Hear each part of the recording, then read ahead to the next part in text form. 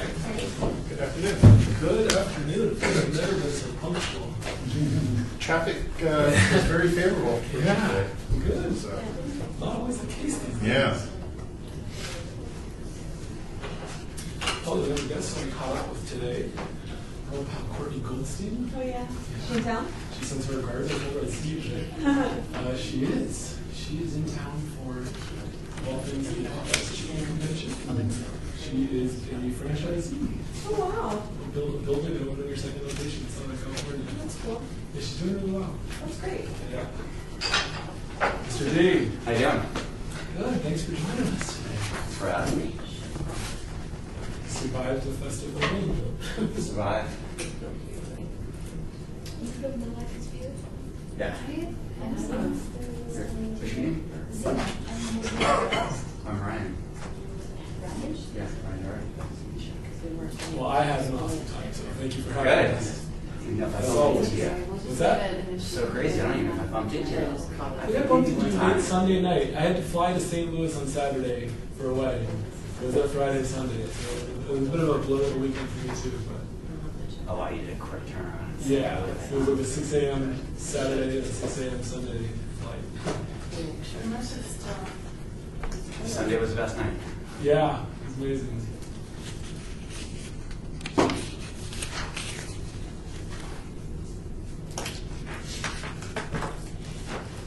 You guys are growing massively, aren't you?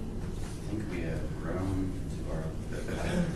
Have you heard of the Plastic Festival? Yes, much better than ours. I used to work there. Love it. So I usually Boston Beach.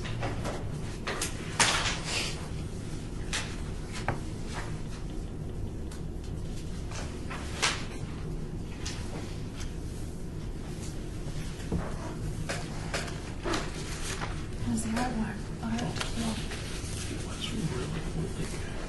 I know your reception is huge. Yeah. That's good. Off the top of my head, it's at 12,000. Oh my gosh. For the entire, Yeah, for the entire thing. did everybody come through? I don't think everybody came through it, but there were different people because we had in front of the gallery there's a chocolatier giving away Oh my gosh. chocolate. Gotcha. Really? And then there was a pastry chef who was next to them giving away croissants and pastries. And then we had the low riders that were close by. And so, You had all the big and then drinks. inside the gallery was beer and wine. So, It's like one stop yeah. pleasure. OD. So it was really nice. Sad that I didn't go. I need to go and see the show. Oh, the exhibitions were still there. For either one of us. Except one of them is going to close Friday. It's a small student show. Oh, okay. Which one was that? It's called Zuli Mahia Portraits? Portraits. Yeah. Okay. Did you get a thing, a card? I mean, a thing in the mail? An Email? Yeah. Okay. Yeah.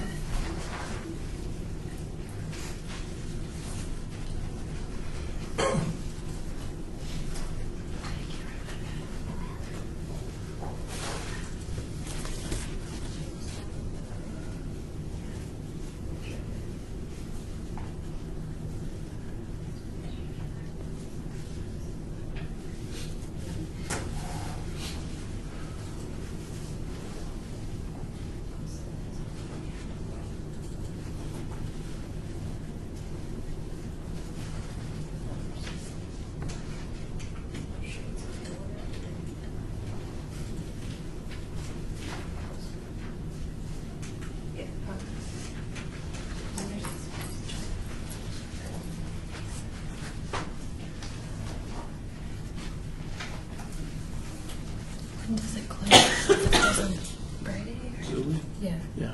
Friday? Friday. Is it up until Friday? Yeah. Okay. I'll come on Friday. Oh, okay. That's tomorrow. That's tomorrow. Yeah. Yeah.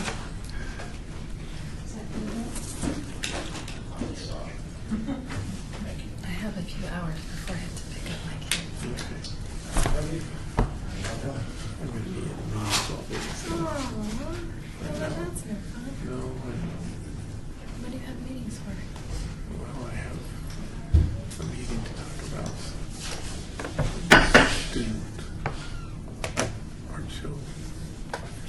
sale. Which the student union is interested in doing. They want to do like a gallery? Well, just like a festival. An art Is festival. it? They would just have work up. Yeah, she said she'd be here. I know she had a meeting with like right up to it. So. It's called with that Arts Council. Grant revisions. And then after that, I have a guy come in and look at the windows to see about those high film. Break resistance film. Like the windows, but you can't penetrate the film. It's like bulletproof. Is that what they're doing for the parents? It is today. Yeah.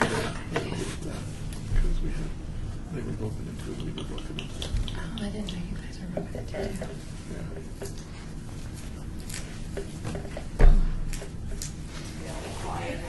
That's what she was just saying. a presentation? Oh, because I'm so good at public speaking. You guys didn't start yet, right? No, we That's why it was silent. Well, we don't have an attorney either.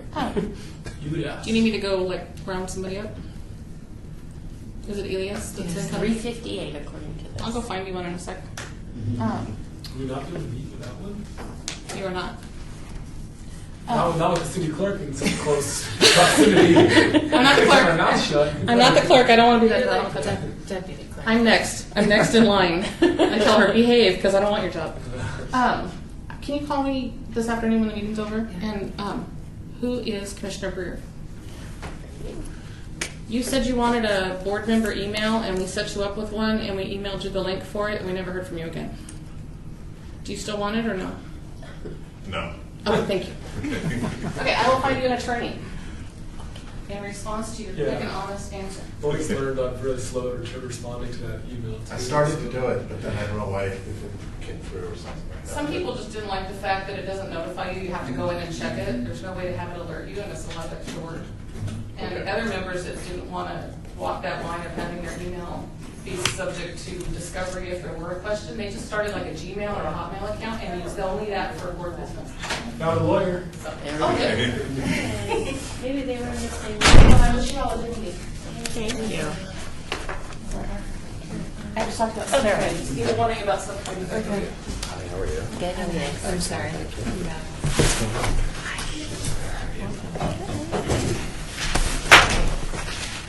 Look at that, right on time. We've got a quorum, we've got a lawyer. We're all present and accounted for, so I will call this October 18th meeting to order. Are we in compliance with open meeting law? Yes, we are. So can you call the roll? Chair Curran, Here. Vice Chair Greer, Here. Second Chair Sprott is excused. Commissioner Shesek, Here? Commissioner Tupaz is excused. Commissioner Trimble, Here. Commissioner Carpel, here. Commissioner Weinstein, here. Commissioner Benjamin, Here. Commissioner Loudon is excused. Commissioner Pacheco, Here. Commissioner Haynes Hamlin. Here. Thank you. We have a quorum. Thank you. We'll move into public comment. During this portion of the agenda, it must be limited to matters on the agenda for action. If you wish to be heard, please give your name for the record. The amount of discussion, as well as the amount of time that any single speaker is allowed, may be limited. To be heard for public comment. Seeing none, we will move on to item number 4 for possible action to approve the final minutes by reference to the regular meeting of the Arts Commission of September 20th, 2018. Any comments, any questions? Hopefully you all have a chance to review the minutes. There was one word I was curious about. I looked for it again. I couldn't find it. It says flushed out. And I think it was meaning fleshed out. But it's very minor, Would you like that changed for the record? if that's okay. Yeah. Just the connotation of flushing was. Very good. Well, I will move to approve the revised minutes from the September 20th meeting. Can I get a second? All in favor? Aye. Any opposed? Carries. We'll move on to item number 5, a report from me regarding monthly summary of current initiatives, cultural events, and opportunities. First, we have Tall Tales and Huge Hearts, an exhibit featuring the artwork of Raul Colon. Will be on display through December 1st as part of the Las Vegas Book Festival. The exhibit is free and open to the public, located in the Mayor's Gallery at the historic 5th Street School, 401 South 4th Street. On the horizon, exhibit featuring the artwork of Eti Yaniv will be on display through January 5th. The exhibit is free and open to the public, located at Charleston Heights Art Center, 800 South Brush Street. The exhibit draws on patterns from nature and images of daily life, altogether forming hybrid landscapes that blur the line between the real and the imagined, the organic and the artificial, the chaotic and the orderly. Open artist opportunity. The City of Las Vegas requests proposals for the Windows on First temporary public art project. The Windows on First program invites artists to create original site-specific installations presented within the context of the 5th Street Art Trail. The deadline to apply is Friday, November 30th. For more information about these events, please visit www.artlasvegas.org or call 702-229-ARTS. Do any commissioners have additional events or happenings they would like to mention? Commissioner Trimble, there's a wonderful exhibit at the West Las Vegas Art Center entitled Butter Souls with Cheese by artist Dre. There's some wonderful paintings there. That exhibition will be taking place from the 29th till November 3rd. Very good, talented artist. Great. Anyone else?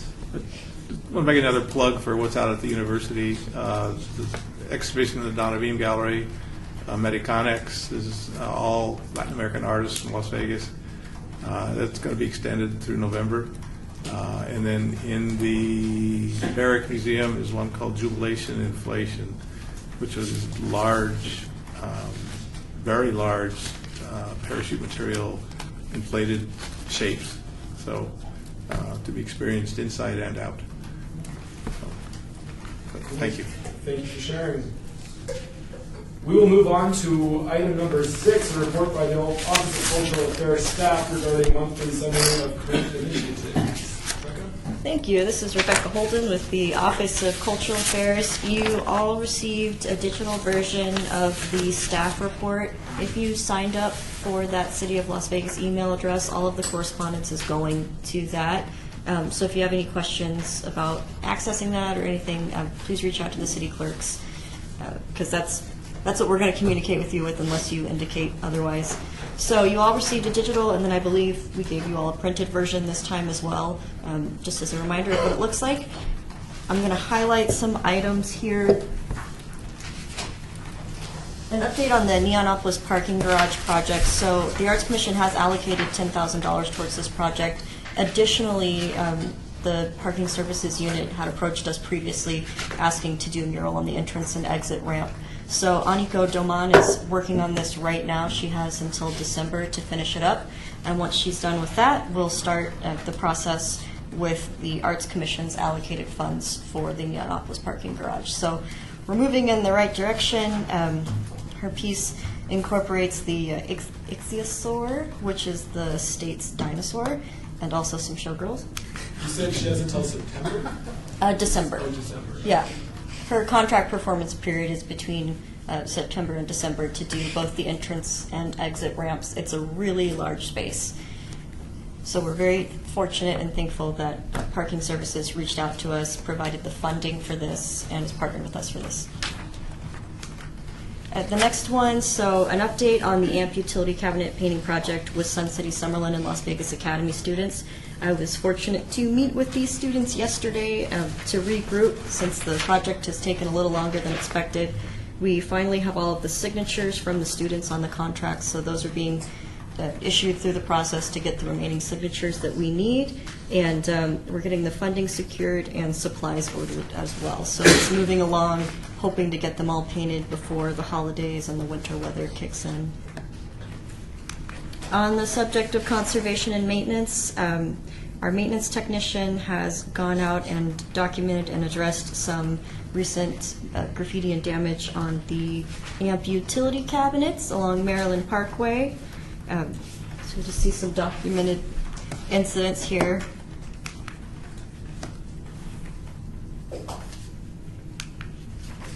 Trying not to look at the screen. And an update on the Atomic Passage benches along Casino Center. So those we're in the process, it's a multi-week process, week by week, we're addressing a new bench, there's 3 of them.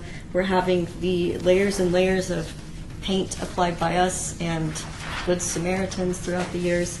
We're having that all removed, and then we're going to reapply a layer of paint and an anti-graffiti coating as well, just to kind of start fresh with those, since they were looking a little rough. So those should be done early November. By the first week of November, we should wrap up that final bench. And an update on the T alleyway artistic improvements. So the RFQ has closed for that. It closed on September 28th, and we received 16 applications, and we'll be holding an evaluation meeting in November of 2018. Are there any questions about the items reported on or any items in the staff report? This is Commissioner Curran. I, first of all, seeing those bike racks everywhere now, I notice them, I love them. It makes me happy every time I see them. On the AMP project, were we able to get going on the one on 9th Street? I know we were waiting for that construction fence to come down, but I just haven't looked into that one. This is Laura again, Machado.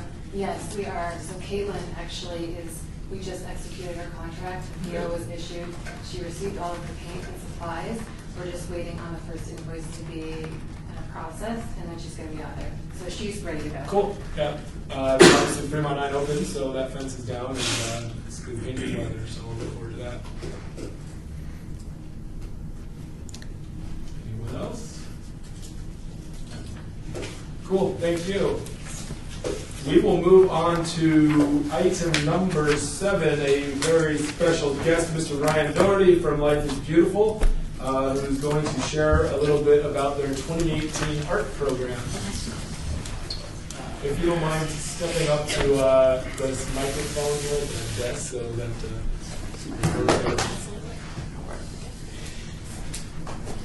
Hi, everyone. Do I need to say my name? Sure. Ryan Doherty. Life's Beautiful.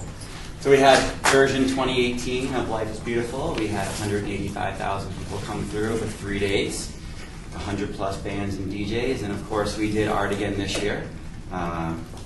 We had 5 temporary installations. We're running out of walls, so we'll move to larger installations throughout the footprint. But we did have 9 murals, 8 different countries were represented, and 8 of the murals will actually stick around. We had one that was only temporary. I'll go through them. Aware, this is on the backside of, we call it the venues now. It's a motel that has the neon zigzag on the front of it. It's on 7th and Ogden. This is on the backside facing west. This is our kind of our local star. His name is Aware. Goes by Aware. Danny. He did this 3D rendering in the back. It's visible with 3D glasses, but we didn't have enough to give away, so only a few people saw it with 3D. Works great without him as well. Bordallo was back. I don't know if you remember, there was a bus that had meerkats on it. It was on Fremont in between 7th and 8th. We tore that down. We needed that space for a pass-through. It was a really popular piece for tourists to take pictures in front of, and we wanted to replace it with another installation, and we gave them the whole Art Motel this year. The Art Motel is on 7th. I don't know what that motel used to be called, but we've done the Art Motel there every year, and this year was the first year we kept it up. So if you didn't get to see it during Life's Beautiful, I'm happy to tour anyone through there. It's going to be up until December 31st. The artist is flying back in to assess it, make sure it still looks good and hasn't been damaged, and it'll stay up for as long as we can keep it up until next year's festival when we do something new. We made the entire thing out of trash and recycled materials. There's not one new item in the entire motel. We dumped 11 dumpsters full of trash in the El Cortez parking lot, and 6 days later it was a zoo full of animals. Yeah, local trash too, right? Local trash. I mean, you can see that the Commissioner White, you can see like the, United or Republic Services. It was cool. Yep. So does he have this Commissioner Curran? Are we able to talk during the presentation? Yeah, of course, yeah. Yeah, that's right. So does he come here with an idea of what he's looking for, or does he seek inspiration in the junkyard? Or? So we get renderings of everything that he's going to do, and he'll send us a list of the trash that's desired. Okay, and we spend about a month picking the trash, and then he has someone come in town, sort of approve all the trash. The whale, there's a 50-foot whale in there that was made out of, it might have been 100 pickup truck liners.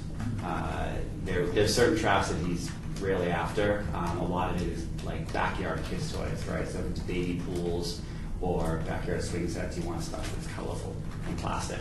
It's easy to cut. And as you can see, there's like the slide for a kid's backyard play set is right there. And he does a lot with construction barrels, those like big orange barrels that are on the highways. So you got involved with the trash procuring process Yes, too? yeah. Involved with it all, yeah. He's one of our favorite artists. We loved having him, and this is the first time that it's just a shame. We usually, tear this down after 72 hours. On Monday it's gone, and it takes so long. It took us 5 weeks to get this whole project put together. So to tear it down for 3 days, we would have been bummed. We're glad we get to keep it for a while. Well, you can do photo shoots in here. Events can happen in here now. It's cool to just sort of go in there and look around and take some pictures. Andre Soraya is a Parisian artist. He came in just to do, we call it the Burrito Hut. It's that old gas station there. We had to do that project, but it kept getting windy. So he kept going into alleys and painting. So we got about 5 murals out of them that were just added value for us. Every time the wind kicked up, we got excited because we knew he would just go into an alley and start painting. So the alley that's in between, I guess it's 7th and 8th, next to the venue Vegas, that goes all the way up to from Fremont Street to Ogden, is covered in his murals now, these little stick figures. He's probably the most famous artist that we had internationally. Eglė Zurblait from Lithuania. This was her first time in Las Vegas and also her first time in the U.S. She came into us. She was only here for a few days, and then she had to leave before the festival happened, but I think this is one of my favorite murals. This is on the City Center Motel that's on 7th and Fremont. Joachim Ojanen, hard J's on these. This is his very first mural. He's a sculptor. Mark Drew did a very first mural for us last year on the same block. He has the Peanuts characters. That's on the other end of this. This is the El Cortez parking garage.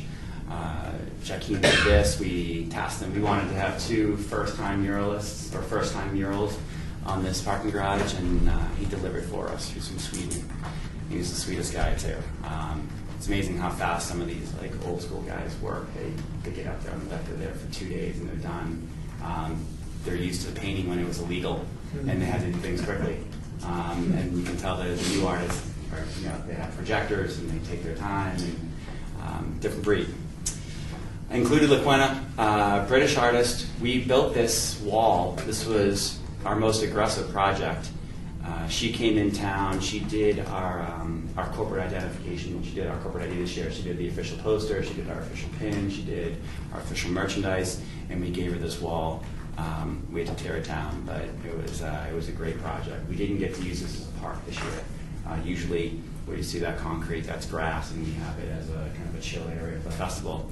Too many people this year. We couldn't have crowds gather there. This was just a pass-through, so she played with that and did just passing through with us. This is one of my favorite pieces as well. Retna, U.S. artist. He's out of California. He's kind of an old-school graffiti writer. He does this hieroglyphic style, and he's actually developed his own language. So kids follow him around, decipher his hieroglyphics, and this is a poem that was he dedicated to survivors of October 1st. The poem is on his Instagram, but every single letter that he has up there, or a symbol that he has up there, actually works to an alphabet. He missed 7 flights. Finally had to put someone on a flight to go down to LA to get him to bring him back. Artists. Sado from Romania. This is on the. This is the only mural that we did that was outside of the footprint this year. This is on the Fremont Street Experience parking garage. It's funny. We usually tell the artists, hey, you guys can have at it and do what you want. Here's the size of the wall, and I usually, give them a direction. I'll say, where life is beautiful, everything's, we're pretty lighthearted over here. And there's an Elvis that was done last year, right next to it if you look at it from B. And I didn't mention that to him, so he came back to me and said, I got a great idea for Vegas. I'm going to do an Elvis on this wall. I was like, oh man, that's the one thing. I probably should try. There's an Elvis right next to you. And he was so excited. He's like, you know what, let's just make this the Elvis garage. Fremont Street Experience is okay with it. So we have 2 Elvises on that parking garage now. And then Sebastian Velasco goes by Sebas from Spain, another Spaniard. This is on the corner of the El Cortez parking garage as well. He did both sides. You can see this is on Ogden, or this is on Stewart. And here's another one that came out. He's a fast freehand artist that doesn't use projectors and does all photorealistic work.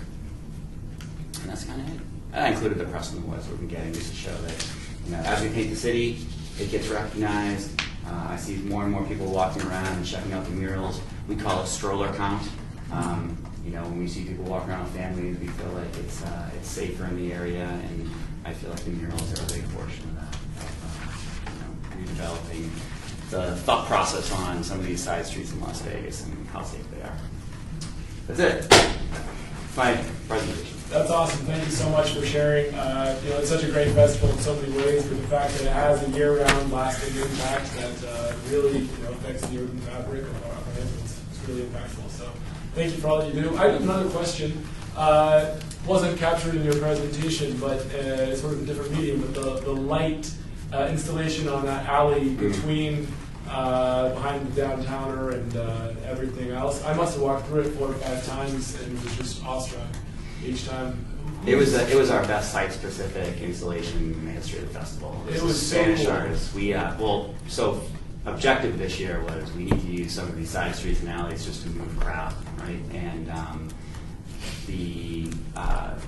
most of the time you just need to make something 20 feet so you can get people to walk down it, and that was what we were setting out to do. They flew out from Spain, looked at the alley, put together the presentation.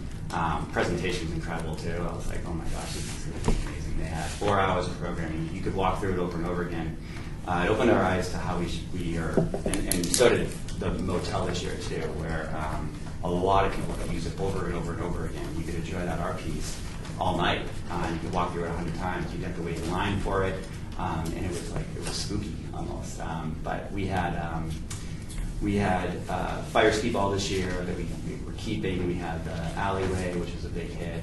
And then Bordel, we probably will never use the rooms inside the motel ever again because so many people got to flow through that art motel this year as opposed to queuing a line, doing 150 people every half an hour, everyone stopping and taking pictures in the room. The flow through for us was a big issue. Yeah, but that Spanish group is called Play Notes. I mean, that's a rough alley. Yeah. It's normal. And to transform it into what I thought was one of the real highlights of the festival was quite a transformation. They came out and they were like, are you guys going to clean that? Hot wash the entire alley. A little bit of a toilet back there. Yeah. But, yeah, they did a good job. This is Laura Garantona. Is there a video of it? No, I really want to see it. Plenty of video on Instagram, and we have video on our probably our Facebook feed too. I'll find I have a it. feeling John and Karen will. Yeah. Any questions? Also, I'm looking for more walls outside of the footprint. We're already planning for 2019, and we're actually looking to do some pop-up murals throughout the year that sort of keep the drumbeat going on our program for Life is Beautiful. So if you have any buildings that you know of that would love a mural, we'll fund it and put a good artist in charge of it. Great. Thank you so much for joining and sharing. Again, we appreciate all that you do. You got it. Cool. Thank you. Take care. We will move on to item number 8, a presentation by artist Zena, and discussion of possible action regarding proposed mosaic mural project honoring firefighters. Zena, would you step up to the microphone, please? Hello, I'm Zena. I'd like to start by saying that I'm really proud to see a fellow citizen work there. I'm from Portugal, so it's nice to see Bordalo. So this is actually 2 projects. They become like twin sisters. One is, okay, so one is going to be, I don't know how to word this thing. Down? Down? Yeah. Like that? Okay. So one is in the back of the main street where there's all those antique stores. It's California and Colorado. It's an alley. And the mosaic is going to be on the left side and on the right. And this is the design. It's so it shows a group of firefighters together holding a hose water towards burning trees, and it's a moonlight, and the crowd safely behind the barrier watches the heroes bravely fighting the fire, and behind them there's a city safe and protected.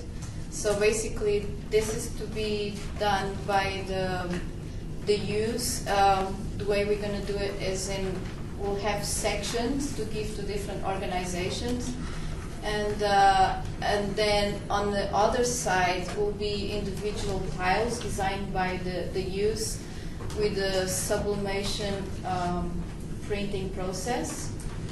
And so together, this will be like the first mosaic. And then the second one is the one that I presented here the last time, the wall, the mural to honor the veterans, and it's the same concept.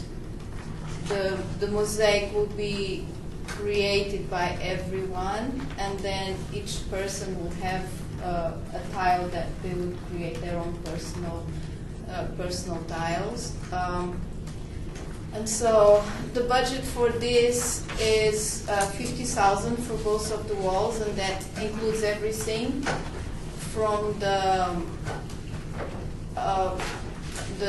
printing equipment for sublimation, the glass mirrors, the adhesive, all the materials that are necessary in the logistics.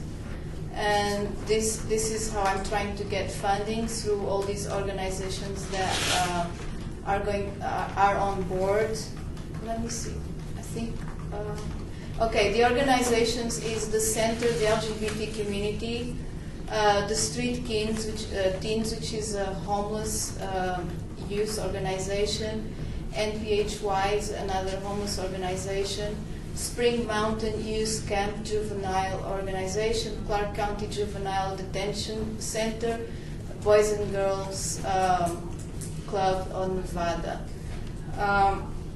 So I've been trying to get all these organizations together and have the kids working and collaborating with their heroes, giving them an opportunity to not just honor them, but to be part of the artistic world of Las Vegas in a way that it's a permanent feature in the city, giving them a sense of belonging, a sense of worth, and being a mosaic, the technique of mosaic, when you have an entire piece that gets broken, and then you pick up the pieces and put them together and create something beautiful.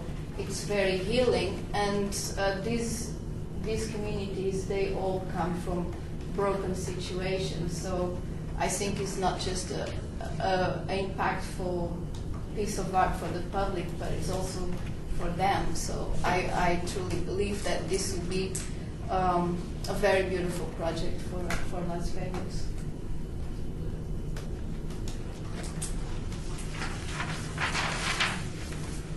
So this is Commissioner Curran. In terms of, do you have a specific site in mind? I have the walls. Both of the walls are approved by the owners. So one is on that alley, and the other one is on First Street. So they say, okay, you can use the walls. I'm just trying to get funding. Commissioner Weinstein, what's the building on First Street? building, it's like a glass blowing, it's a glass blowing company. They do glass. It's kind of closed. This is Elias George, City Attorney, City of Las Vegas. I'm curious, the building in question in which you're interested in actually putting these murals, are they privately owned or are they jointly owned between private-public partnerships, or are they owned solely by the It's city? privately owned. So both of that entire building that you propose on that sheet with all three sets of murals, all of those are completely privately owned, correct? This is Commissioner Kern. I think I know where you're going. Is that are we then not able to direct certain funding allocations to private property? You can't, to the extent that you're interested in directing any funds out of the percent for the arts funds out of the municipal code. That has to be in connection with capital improvement projects, which is defined as the code, as either being a private-public partnership or just purely public. To the extent that it's a publicly owned building over which the city has no jurisdiction, it's nothing that the percent of the arts fund would be able to support. Right. I think the reason being is it's not fair for public dollars, taxpayer dollars, to support one individual private building. That adds value to their property or their building. There was also a proposal of, for instance, for the firefighters to be used in one of the walls of a fire station, for instance. If you would find a wall that needs a bit of touching up or something, we can move that there at this stage. On an actual municipal fire station? Yeah, the city of Las Vegas. You guys own it, right? So I think maybe that will overcome the... And were you seeking funding sources from multiple sources, or were you looking for whoever? Yeah. I just need money to get these kids on action. Sure. Unfortunately, I don't think we have the resources. We've got a pretty limited budget and a lot of projects we've allocated and considering. So I don't think that 50,000 number. I wasn't expecting that, but even $100. $100 gets the city of Las Vegas a tile this big. My goal is to have everyone saying, okay, this is us, this is a community, we've done this, and we're all part of it. And a mosaic is pieces of every little thing, and so I want to kind of create that analogy also for us as a community. If anyone else have any comments or thoughts?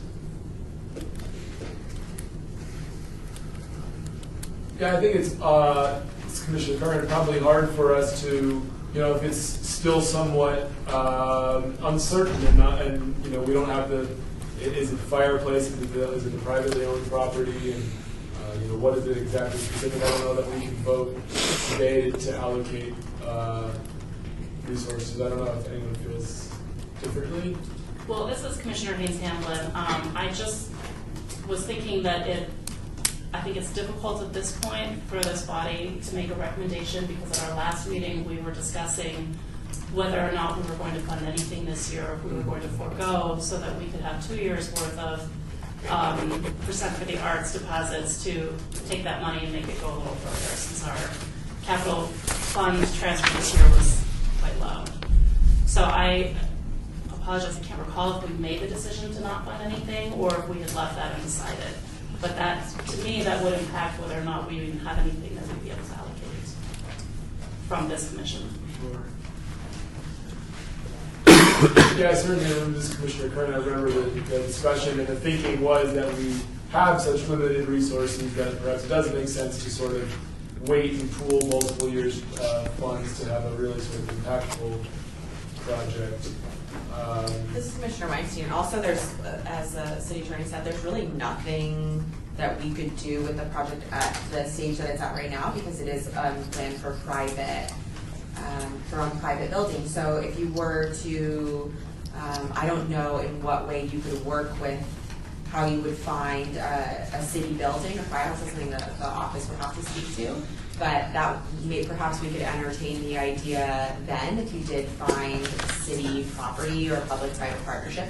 But the way it stands now, we don't have any jurisdiction to make any decisions I see. today. Okay. So I would work with someone that might have roles in fire departments.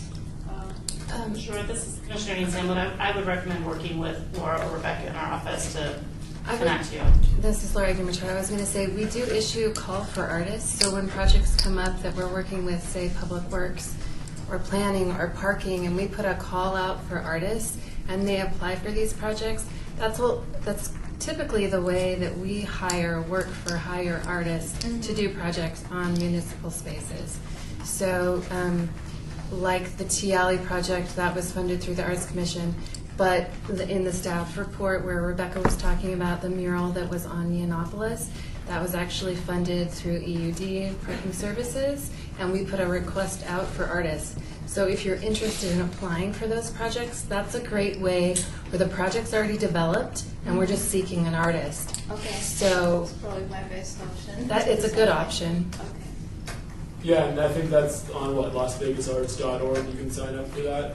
Arts Registry Lost.Vegas. And then you can give me all that information. I'll email you the link. Thank you guys.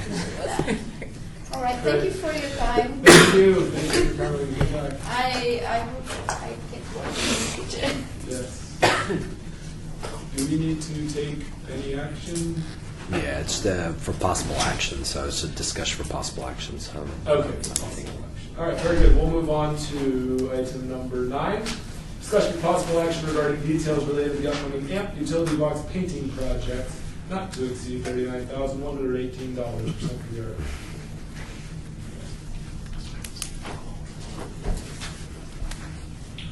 So my first question is, and I'm going to lobby for a little bit for the poor neglected Ward 1. This is Commissioner Bird. That if we decide to proceed with this, I'd make a pitch for Ward 1, which hasn't been represented outside of the medical district.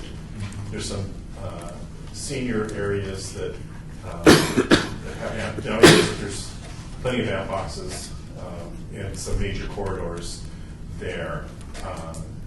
And I don't know, and I'm addressing Commissioner Carpel, was there a committee on the previous amp box programs, was there a committee that worked out the details in terms of discussion as to what amp boxes would be selected and the process for how these things get from A to Z?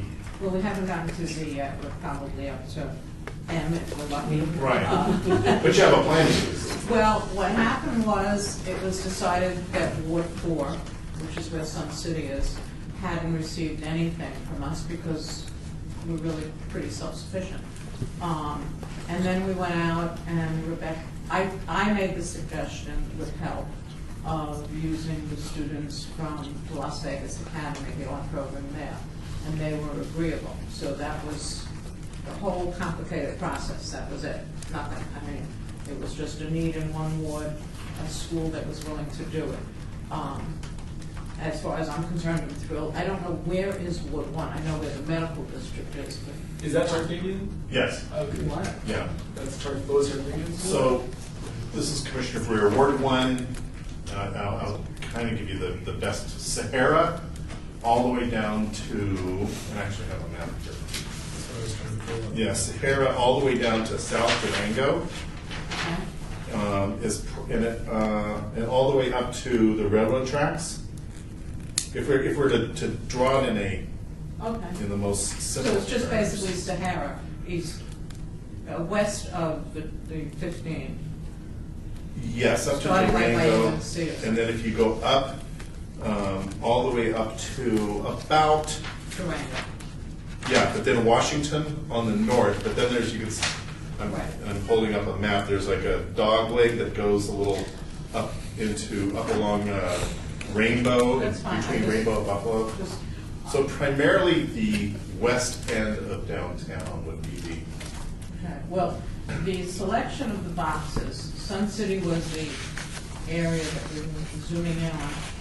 Rebecca came up with the actual boxes, and what was chosen was boxes on the outside of Sun City, and they were owned by Public Works or whoever. So that made the process much easier. We didn't need approval from anyone other than the traffic boxes. So what we need is, if you're saying Ward 1 needs boxes, we need to work with Rebecca and figure out where these boxes would be, because we don't want to go somewhere where residents might be opposed to something. And it needs to be wherever there's a traffic light, there's a box. Okay? Right. Then we need to find a student willing to come to that area. So Ward 1 could be the area, and I'm just, certainly this needs to be voted upon and everything. But Ward 1 would be the area that would be the recipient of the painting boxes. And then we would need to find a high school, an art department, willing to do the painting. They have to go to that area. So Rebecca really, and not Laura, she's shaking now. Rebecca really did a lot of the work. And then we got together, we got the artists, the senior artists, and we met at the school where the students are. And now we're waiting, all the contracts are being signed, and the students will be coming to the area and actually doing the painting. So, does that help? Yes, when you said we met, was it just you representing the commission, or was there a committee of? Me and Rebecca. Okay. Yeah, Rebecca Committee of two? Holden. So, no, it was not a committee of two. We had Commissioner Carpel as a representative of the Arts Commission, and also a representative of the Sun City Summerlin community. We had Natalie Delgado, who is the art instructor over at Las Vegas Academy. We had Well, we had an artist, but she only. yes, can't recall the name, and Laura Machado and myself were also present. So we had a rather large evaluation panel. But yeah, ultimately, short-term kind of overview of the process was the Arts Commission said through, I believe, either the Project Development Subcommittee or the Education Subcommittee, yes, we want to do AMP. Yes, we want it to be a partnership. Sun City Summerlin, Sandy brought this forward that we would partner with Las Vegas Academy. And yeah, from there, staff identified what utility cabinets were within the city's purview in that area. And then we... Go ahead. No, then the students and the seniors both submitted artwork that they've done, a short letter of why they wanted to do this and be involved in this. And then we will sat together and it was like a vetting process. And we selected the students based on the number of boxes. And we selected all of the seniors that volunteered because they're not getting paid, so we just let everybody. And we kind of worked with the art teacher and matched up artists and student, senior artist and student. And then we got together at the Las Vegas Academy and in the teams, and the teams selected their renderings for the boxes. This is Laura Agamitcha. I just wanted to direct you, in your binder, there is, under your items, there is item number 9, discussion for possible action regarding details related to the upcoming AMP utility box project. If you could flip to that page. I know that this is background information, but I wanted to kind of give you a framework where we can talk about the project that's at hand. We can talk about the type of project that we're going to be doing. So if it's going to be a student and senior or resident project, we can make the determination. If the Arts Commission wants to develop a theme, because I know David Tukaz had mentioned was interested in the Arts Commission having some sort of additional voice about the theme of projects, so I included that. The location that we need to determine where these boxes are going to be, the number of boxes, and then budget. So all of these items kind of need to be checked off for this particular project, and I know you're giving background for what was last year's project that has bled over into this year. Because, go ahead.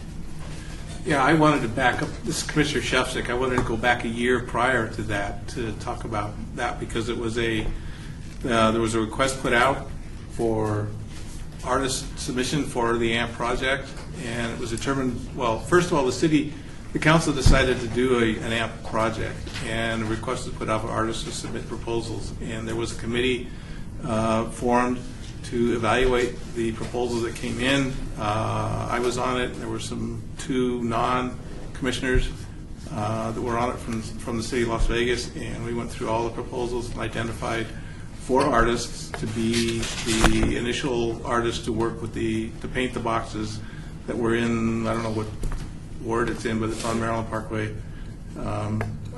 Ward 3. And so those are the boxes that are on Maryland Parkway that it's a highly trafficked street. They're seen by thousands every day. And anyway, that's where the AMP project started, was to commission artists to invite artists to submit proposals, and then maybe not proposals, but to examples of the work that they do, so that we could then select out of those submissions 4 artists to work on the boxes and then commission them to paint the boxes that were identified by these 2, Rebecca and Laura. And that's where it started. And so the next year it was talked about doing a collaborative between students and mentors, if you would. And so that's where it is, what we've been talking about now. So it would, in my mind, it would be a discussion again if we want to pursue that, or commission artists again to paint boxes. So that's. Thank you for that. This is Commissioner Brewer again. What I want to avoid in the discussion today is rehashing discussions that were made 2 years ago and last year. Right. So I'm perfectly open to adopting a model that's already been proven for doing these, and that would save us a lot of time, and we can get straight to selection and moving and just making final decisions on it. Rebecca Holden, I'll just interject here real quick. So in referencing the worksheet that you all have in front of you, I'll kind of go down. So we know it's the AMP Utility Box Painting Project. As far as project type, it can be a partnership, it cannot be a partnership. We can select 1 artist, we can select 12 artists. It's really, so we wanted to identify the project type, the theme, if you want to have a theme, if you want to choose an area and you want the whole area to be all fish, we can do that. The location, if you want it identified in a certain neighborhood, a certain ward, things like that. How many boxes you'd like to fund, and what kind of money you'd like to pay those artists, which is usually a standardized fee. But if you can come up with these very general parameters, Laura and I will take on the administrative side of it and form it into a cohesive program, and then work with the Arts Commissioner representing that ward, develop an evaluation panel, and make it happen. So we have experience in doing a partnership with the high school students. We have experience with just hiring artists individually. Both, they're very different projects. The partnership with the education component with the students, it's got wonderful things about it, and then there are just some challenges with working with high school students. They've got a different schedule, they've got different priorities, but I mean, it's really up to you the direction you want to go. I'm happy to talk about the pluses and minuses of all of these. Laura handled the Maryland Parkway portion, so that was working really one-on-one with artists. Either way, we would do an open call. That's what we prefer to do, but we do have from our last open call, we do have a listing of artists who already applied and are interested in participating in an AMP project in the future, so we could just pull from that listing and go from there. But just some things to consider. Hopefully you can use this worksheet as a good guide and framework as we work through this conversation. Commissioner Weinstein, can you remind us approximately the cost of each box, all fees and everything, and if they're different for like the student box, and just remind us what that is so we can have it fresh? Yeah, Rebecca Holden. So the both projects were different utility cabinets that we were working with. So the most recent one with the students, we've standardized it. We're working with the city's traffic control cabinets since they're part of our inventory, and it's a set $800. $800 is what we pay the artist. In addition to, we cover the cost for the materials. And I believe with the previous project on Maryland Parkway, because they were all different utility cabinets, all different sizes, we worked out kind of a separate fee structure as a grouping of utility cabinets. Laura? This is Laura Egerton. So it was each professional artist was paid $2,500 for up to 4 utility cabinets. So if they were to paint 4, and not all of them did, some painted 3, some painted 4, it worked out to be about $625 per utility box.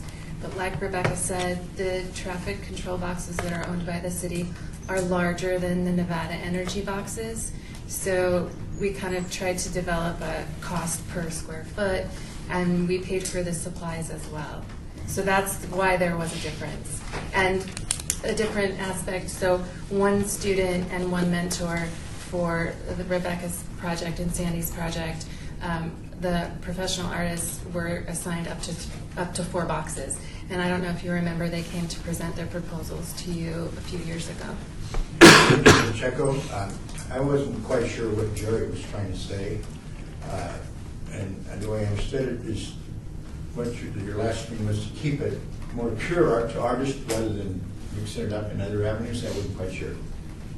Commissioner Shevchik, I was just, I guess, reiterating or explaining what happened the first time around.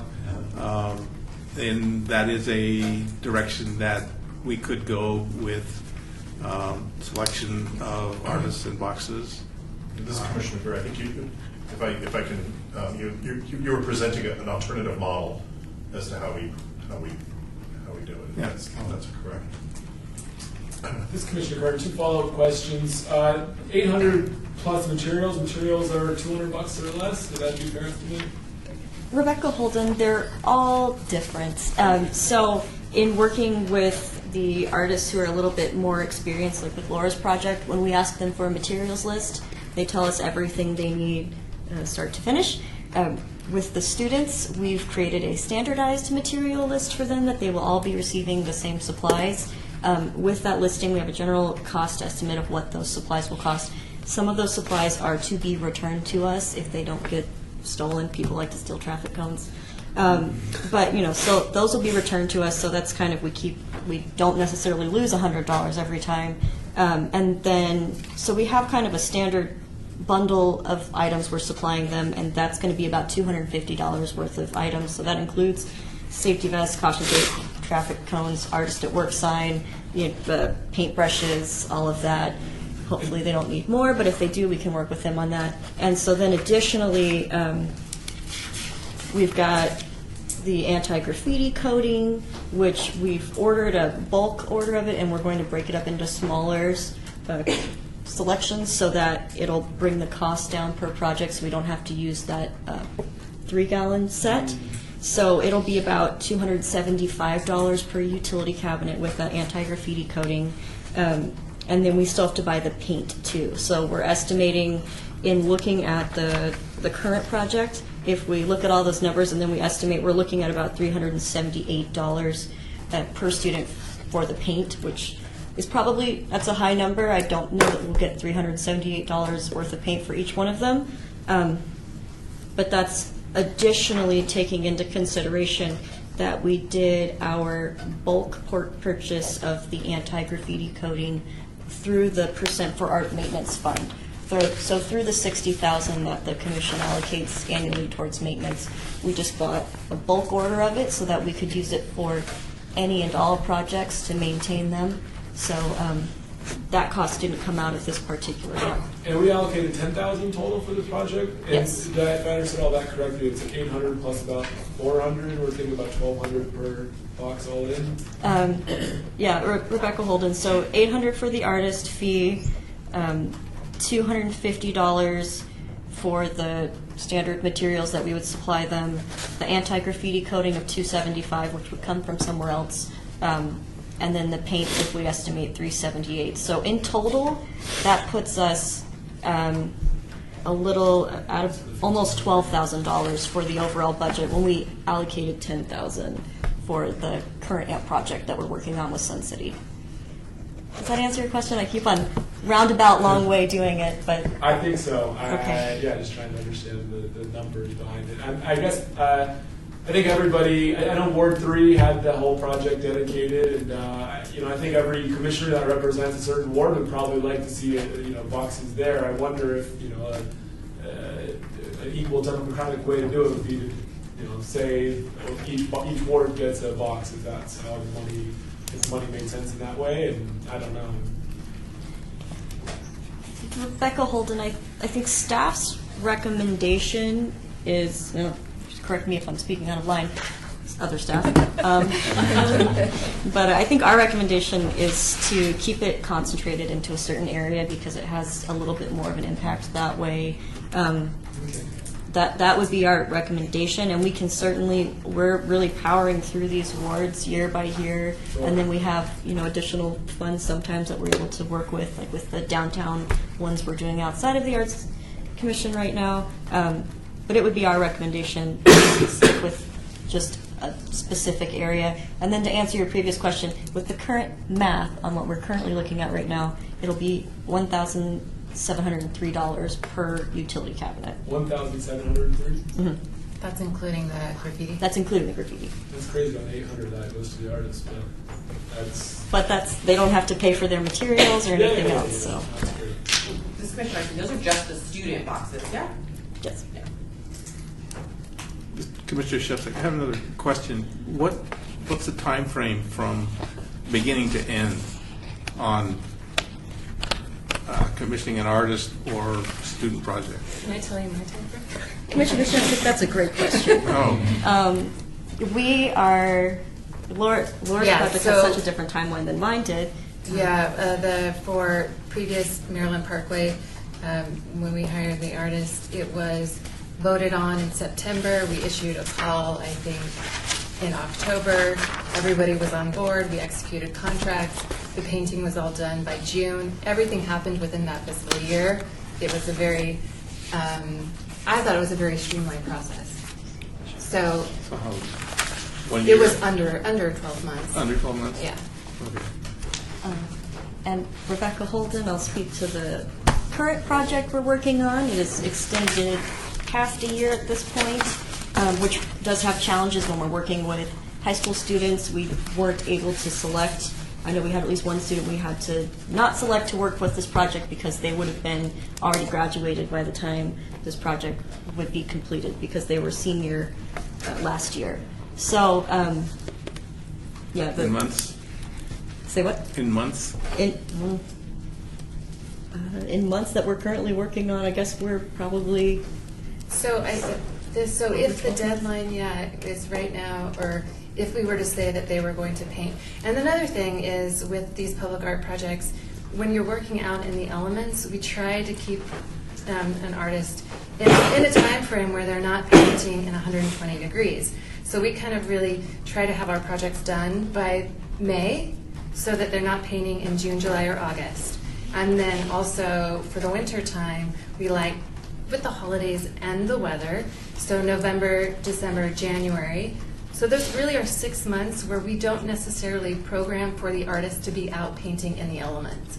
So it's kind of like if this project takes place, and I don't know, I'm speaking for Rebecca, you correct me if I'm wrong, if the contracts are executed and we get purchase order and invoicing and all of that set up, it needs to happen relatively quickly so that it can occur in October or November. And then if it doesn't, we're talking about Thanksgiving break, Christmas holiday break, not necessarily Christmas. And then maybe not in January, it would maybe have to extend to the springtime. So just also. Commissioner Pacheco, is there an actual time that they have to paint it?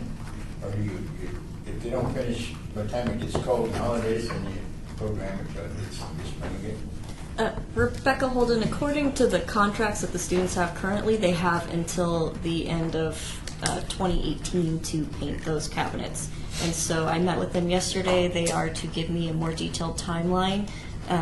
It's just hard for them to give me a timeline when we don't know when we're going to have fully executed contracts, when we can actually have the legal go-ahead to proceed. So. This is Commissioner Kern, so if I'm understanding all this correctly, we're here today to try to determine a location, pick a ward, and move this along. So I understand that your input about the impact of having these 6 somewhat close together as opposed to my other idea. I think we had it in my time on the Arts Commission. I know we had suggested that Scott Shady's entrance sign, which was later scrapped. I can't really think of any other projects that have benefited Ward 1. With everything that's going on in the arts the medical district, I do think a high traffic street like Charleston, somewhere not too far west of the 15 would be a sensible place for me, but I'm open to hearing other suggestions. I don't have any input on the theme or any of that. It's beyond me. Maybe medical meetings. This is Commissioner Weinstein. I also like the sort of proximity of the medical district to the arts district, so it's kind of has a flow from the new facade of Arts Factory, right? Then you get all this driving up Charleston a little ways and more art. And then there are a few wrapped boxes, I think, in the medical district, right? Yes. Yeah. Yeah, Rebecca Holden. Those were wrapped, and I think that was a partnership with the planning department and that council member. I don't think Cultural Affairs had any involvement with it. But. This is Commissioner Brewer. I think a theme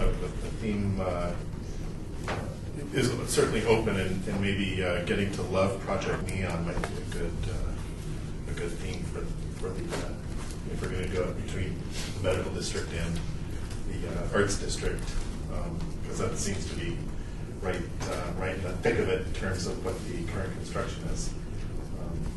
But of course, we're open to all sorts of things. If I'm not mistaken, we do not meet for the next 2 months.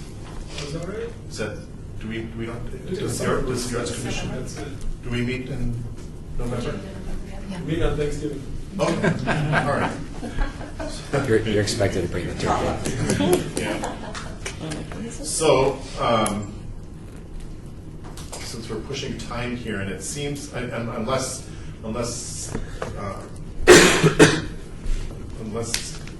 there's a solution to, there's a lot of things to discuss here. That's what I'm saying. So I don't know if could we push this, or can we just start making? I mean, what do we need to do? Come to a consensus on?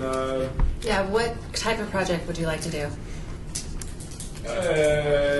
The traffic lights, the traffic boxes. No, do you want a partnership between Sandy Carpel had made a motion or suggested that we do a partnership between students and a mentoring community, or is it something that we would go revert back to and hire professional artists or not? Right. Artists. This is Commissioner Brewer. My personal preference would be to go directly to artists and make it a direct artist to box project. Checo, I agree with him. I think it should be kept to the artist thing. I mean, having children do is a great project, but we're not keeping with the full art thing and our real artists that are live their life that way. And these kids may not ever paint again. If I'm doing the math correct, I see about 1,700 per 10,000 is like 5.87. I think maybe we just make them paint at separate times. They get one film, one vest, one.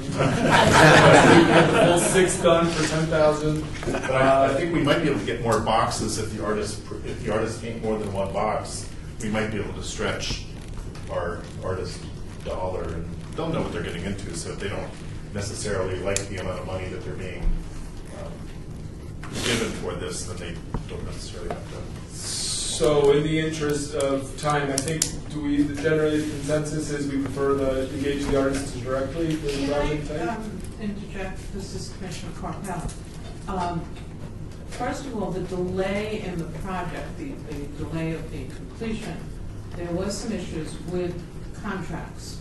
It had nothing to do with any of the participants. So I think we need to keep that in mind. Yes, professional artists probably can work in all weather, I guess, I don't know, but I know paint needs certain temperatures. when I first introduced this, this was to benefit children, the students, whether they go on to become professional artists or not. God only knows, and I have plenty of grandchildren to prove God only knows.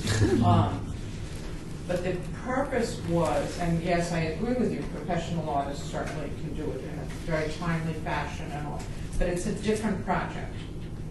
And I don't want us to lose sight of the vision that was to encourage students and encourage seniors. And however we choose to go, it's fine. I mean, this is what they're here to vote on. But I think we need to keep that in mind.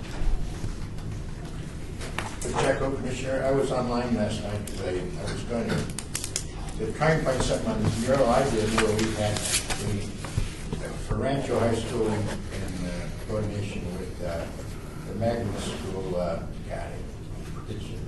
Sorry for that word. But anyway, I couldn't find anything on my mural because it was 25 years ago.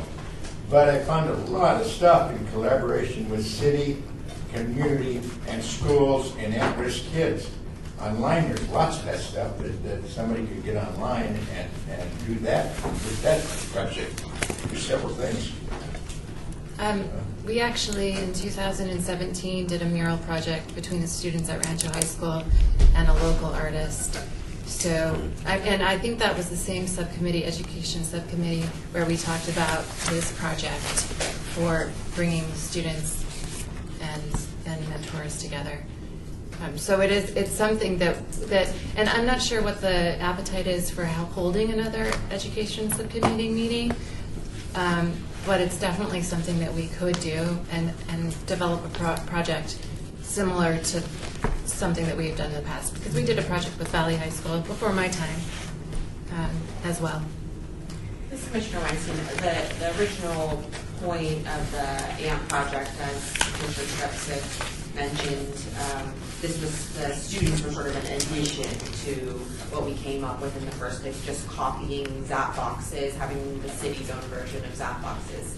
I can imagine there's a lot of complications when dealing with students and their schedules and minors and getting them there and all that. And while I think there's value to it for the community, it's not really what this project was to begin with. It wasn't really the point of the project. So if we are coming from like an educational component, maybe it's better to do something bigger where more students, I mean, how many students can really paint on one box? How many people are we really giving an opportunity to do something? And then if it's taking over a year to complete them, it just sounds like more, it sounds like a lot of extra work. So my personal opinion is I'm in favor of it being an artist, professional artist-centric project, and potentially sitting down with the education subcommittee and seeing what other projects we could integrate students into and how we can make that flourish as a year-after-year project instead of like one project for like one or two students taking a whole year and then not that many people are enriched by it. And we can, Commissioner Kern, I think it's a great option that maybe we go back and forth every other year as well, something we can consider. So, I mean, I think in the interest of moving things forward here, I'm sensing the consensus is to engage a professional artist. In terms of theme, is that something that can be TBD? Or we've had some suggestions? This is Elias George. This is Elias George, City Attorney's Office. Before you moved on, did you want to make a motion on that to be able to close that? Discussion. Do we want to make a motion for each of these? Is that the idea? Just so that, to the extent that you guys, want to go through each of them, that's fine. If you want to go through however many, because I know for the interest of time, if you would like to do that. Okay. That would be my suggestion, just for it to be clear. Sorry. No, go ahead. Real quick, just to clarify, when you are talking about hiring an artist, do you want one artist to paint all of the cabinets, or do you want us to source one artist for each cabinet? Are there economies of scale? Can we get 10 boxes if we do 2 artists or something? Is it? Pacheco, Commissioner, how many artists are out there waiting for a mural job right now? When we initiated the first call for Maryland Parkway, we had 120 artists apply. Commissioner Jackson, why should one artist get so many boxes? We wanted to create a kind of a thematic, so like Nanda should, I'm gonna, yes, thank you. Was painting the entire street that is parallel to Maryland Parkway, so that there was kind of a thematic sense of her work over by Public Us. I don't know if you guys all had a chance to see it. So it was kind of a grouping to give kind of cohesion. And then Thomas Becesti also did his specific area. And that was kind of modeled after ZAP.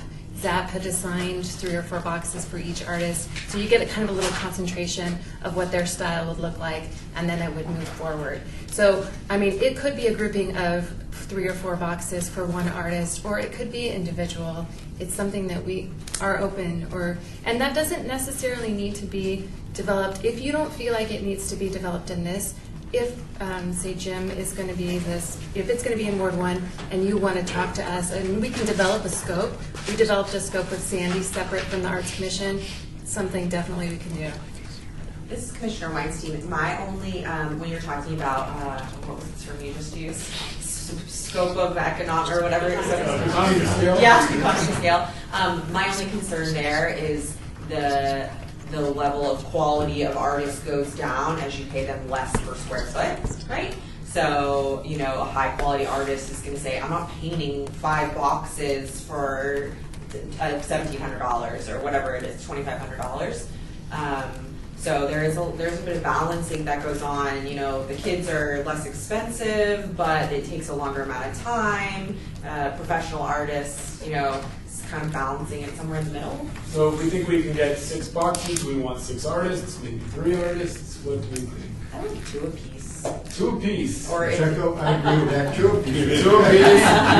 You could have on the street. Or, you know, if they're concentrated. You could have 1 box, 1 person, another box, and then just, you know. Moving right along. Can I get I will move, the project type will be a professional artist engagement. Each artist will get 2 boxes. All in favor? Aye. Any opposed? We are moving along. Okay. In terms of theme, I've heard some suggestions. Is this something we could do with TBD Can you go back, actually, because I think the clerk is, this is Elias George, City Attorney's Office. I don't think the clerk received Member Carpel's vote on the last motion. Okay, then I'll oppose. Okay. Okay. Thank you. So does the motion carry? Excellent. Well done. Is the theme something we could flesh out? Well, this is Commissioner Nancy Hamlet. I think the theme is, we don't have to define a theme. We could just ask for a proposal from the artist and give feedback. It seems premature for us to sort of limit them at this point, in my opinion. So I It's might. an option, but it's not a requirement to put out. Commissioner Shefchik, I'd let the artist, you know, I tend to agree. As work well. on it. Commissioner Pacheco, I agree with Jerry, because it's about art, and if we're giving them things, we're telling them to paint. Yeah. This is Commissioner Weinstein. It also, like site specificity, you know what I'm saying? Specificity. I'm trying to think of his name. I can't think of it off the top of my head. I think his first name is Chris. With the shadow box, like where he's Mark Brandvik. Mark Brandvik, that's right. Yeah. It was very site specific. He considered the site when he did it. So, and I agree that creating a theme limits an artist. Okay, so theme, artist to the side, in good taste. Do I will move. You don't need to make a motion on No? that. Okay, we'll do that. Location, I suggested West Charleston, someone connected to the Arts District. Does anyone else feel strongly about somewhere else? Or do you, as a Ward 1 representative, feel strongly about somewhere else? That is Ward 1. I would, That is Ward 1?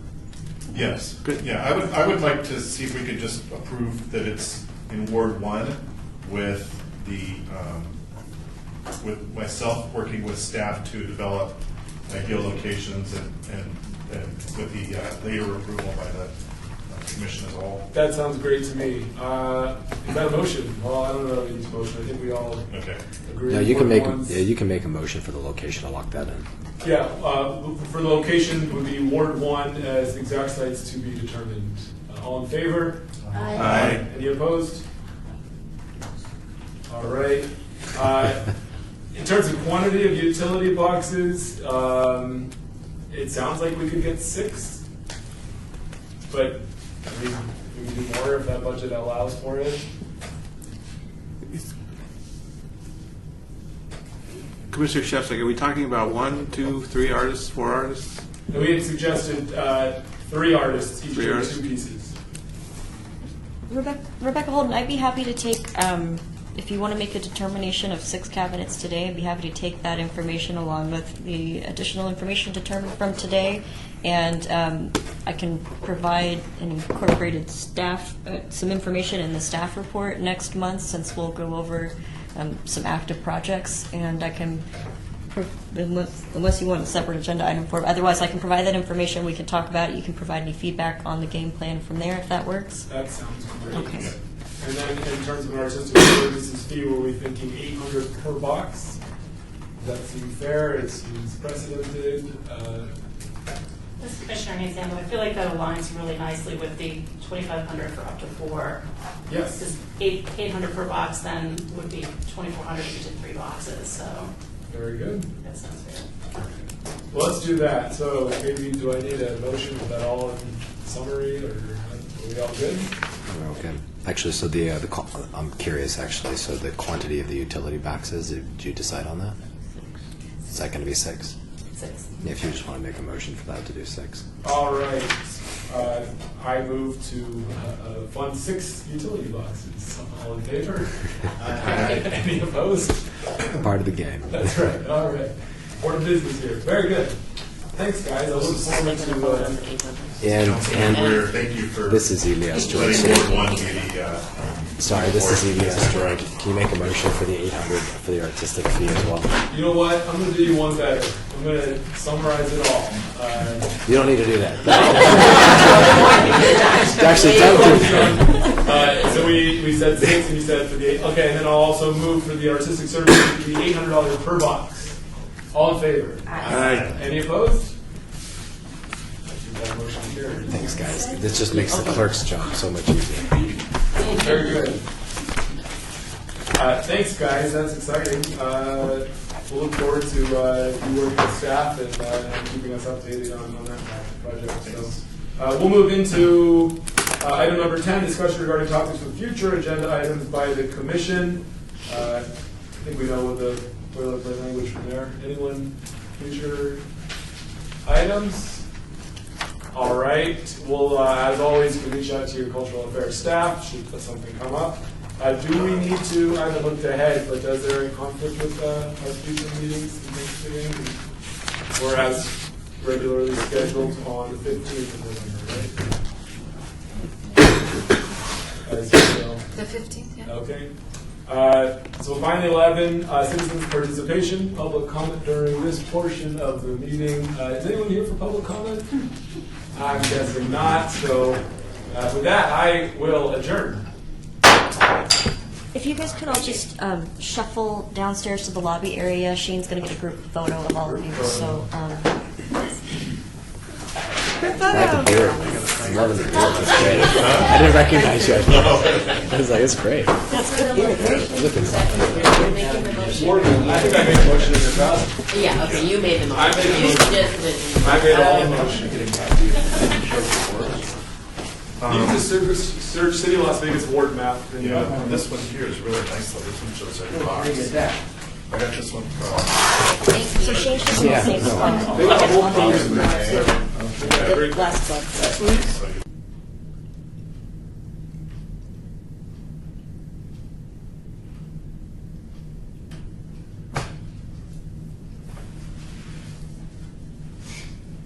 Member, chair, vice chair, member, member back, public, public, staff, city attorney, city clerk.